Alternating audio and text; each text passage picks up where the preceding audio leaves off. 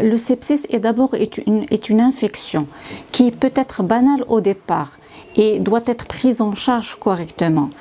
Cette infection, il peut s'agir d'une infection d'une simple plaie, d'une infection respiratoire, d'une infection urinaire. S'il n'est pas prise en charge correctement, il va passer au sepsis, qui est une infection avec une défaillance d'organes. Cette défaillance d'organes, il peut s'agir d'une défaillance cardiaque, d'une défaillance rénale, d'une défaillance neurologique, d'une défaillance respiratoire, et ça devient l'affaire de chacun de nous, spécialistes ou généralistes. La définition de sepsis, comme je viens de dire, c'est d'abord une infection qui s'associe à une défaillance d'organes. Et cliniquement, le sepsis, il va se manifester soit par une fièvre, mais parfois on peut ne pas avoir de la fièvre dans certaines situations. Si c'est un diabétique, c'est quelqu'un qui prend une corticothérapie ou quelqu'un qui a déjà pris des antipyrétiques. Aussi, il peut se manifester par une hypothermie, des frissons, et il peut s'associer avec des troubles de conscience, une simple somnolence.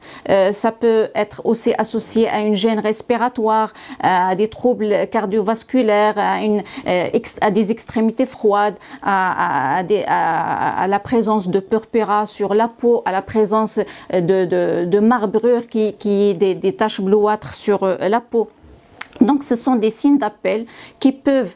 orienter un professionnel de santé, que ce soit un généraliste, un médecin de famille, un spécialiste ou même un pharmacien, à reconnaître la gravité de la situation et d'adresser le patient à la première structure hospitalière la plus proche, là où la prise en charge doit être réalisée en urgence. Une fois que le patient arrivera sur les lieux, il faut commencer par évaluer la gravité de ce sepsis. Du domaine de la réanimation, il y a pas mal de choses qu'il faut évaluer, mais en dehors de la réanimation, on utilise le score de Quick-SOFA. C'est très simple parce qu'il va se baser sur 3 choses essentiellement que tout le monde peut faire. C'est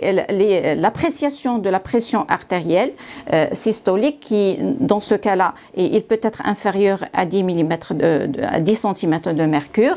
la fréquence respiratoire supérieure ou égale à 22 cycles par minute et l'existence de confusion. Donc, la présence d'un de ces éléments-là, ça témoigne de la gravité de la situation. Il faut commencer la prise en charge, soit au niveau des urgences, soit au niveau d'un service hospitalier, que ce soit un service de maladies infectieuses ou un service de médecine interne ou un service de pédiatrie, ou d'emblée adresser le patient au service de réanimation. Et là, dès la réalisation des premières investigations, essentiellement les hémocultures qu'il faut multiplier, la NFS, la CRP ou la procalcitonine, un prélèvement en fonction de la porte d'entrée, si c'est une plaie,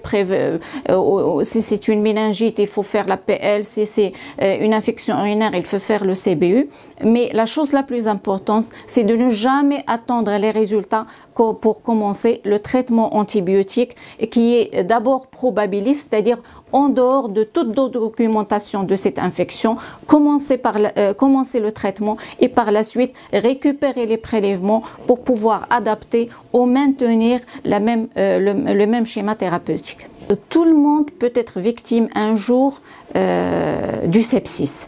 mais je veux bien attirer votre attention sur des catégories de personnes qui peuvent être plus susceptibles que la population générale. Ici, je cite les âges extrêmes, que ce soit les enfants, les nouveau-nés ou les sujets âgés au-delà de 65 ans, les patients diabétiques, les patients qui ont déjà d'autres pathologies sous-jacentes avant l'arrivée de sepsis, comme une défaillance rénale, une néphropathie chronique, une hépatopathie chronique, des